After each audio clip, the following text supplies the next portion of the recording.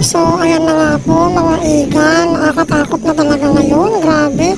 Ito na po yung mga na-raid, yung mga scammer natin na na-raid. Kasama po ng kanyang kung tiyahin, kinukonsente.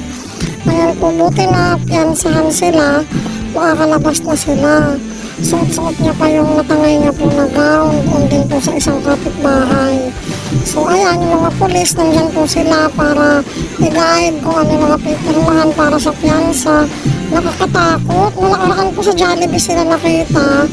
Tapos parang nung last time lang, nakita naman po sila sa BGC naman. Ang dami nilang ayan, pumipirma na po yung nagpiyansa Ayan, si Mama D, grabe! Nakakatakot talaga mga igan.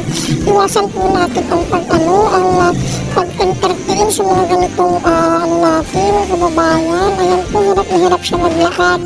Kasi talagang matindi po ang pinagdaanan para magpiyansahan siya. Ito po ay lang natin ngayon, patalastas sa ating Shopzek TV kasi kailangan ma-aware po ang public. Ayan na po. Isasakay na po siya sa sakayan para naman madala na po siya sa piitan, sa kulungan po para hindi na siya makadiscover ng iba pang mabibiktima. Ayan po sila, sinakay na po natin at yan, one last shot po para hindi na po sila makaulit. So ingat po kayo mga igan, labas na labas po sa Conchaba. May kakonchaba din po silang kasama, nauna na po yun yung parang runner nila at sintiyahin. Ito po yung pinaka-kain. So yun lang po, maraming salamat, ingat po tayong lahat. Paalam, kita kits, bye bye.